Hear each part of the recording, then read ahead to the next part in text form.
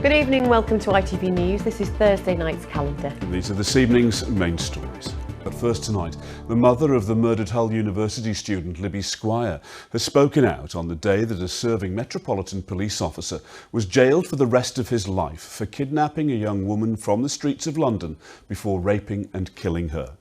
Lisa Squire says it's simply unacceptable that women are being attacked and killed on the streets of the UK. And it's unbelievable that the family of Sarah Everard, who died at the hands of the diplomatic officer Wayne Couzens, have had to go through the same pain as her family. Lisa's anguish began when Libby was taken from the streets of Hull in February 2 years ago and murdered. She says women should have the right to feel safe when they go out. David Hurst has the story. Well, earlier today I spoke to Jenny Llewellyn, coordinator of Our Bodies, Our Streets, and she herself has been the victim of sexual harassment. She told me she believes the number that you heard there in that package of reported assaults and rapes is actually just the tip of the iceberg. What needs to be done to keep women safe? Because it seems like this is a huge issue. So what needs to be done? Well, that was Jenny Llewellyn from the Sheffield-based organisation Our Bodies, Our Streets speaking to me a little bit earlier. Well, we've already heard from a family and the great pain from those who have mourned the loss of their loved ones who've died in tragic circumstances. And sadly, two more families today found themselves making public statements remembering 3 children and a young mother who were killed in Killamarsh nearly 2 weeks ago. Their grief is immeasurable, but they've taken time to thank the community for their support while paying tribute to those who were lost. Fraser Maud has more. That's Fraser Maud there in Killamarsh. Next tonight, to new plans to close Grantham Hospital's accident and emergency more than 5 years after a campaign to keep it open 24 hours a day started.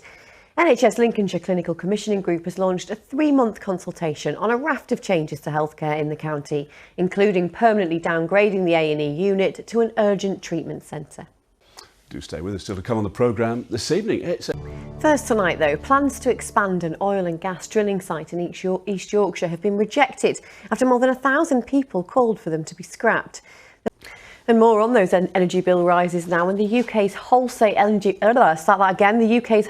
energy markets have reached record highs over the last few weeks. It means we could be facing some of the biggest winter fuel bills in years, with households looking at an average annual increase of £139. And the ITV Evening News continues at 6:30. Here's a look at what's happening with Mary Nightingale. Well, now it's time for the sport.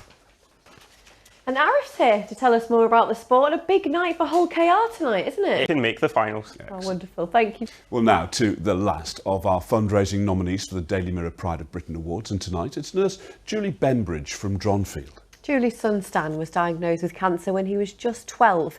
A few months into treatment, she made him a promise to run 100 miles non-stop, and what's more, she did it. And join us tomorrow night at 6 when we'll finally reveal the winner of this year's Pride of Britain fundraiser of the year. And fear not, the judging panel is in eminent hands. It's me. Yeah, Mitchell. I was going to say, I've heard it's weak. Yeah, it's Ash Parmigiano from Emmerdale too. So we're going to rock it and we're going to make this decision. It's going to be a really tough one. Amazing. Can't wait to find out the winner. And Weather here's the time. weather. Thanks, Joe. And that's it from us. Yes, calendar's back tomorrow night at 6. Hope you can join us then. Bye for now. See ya.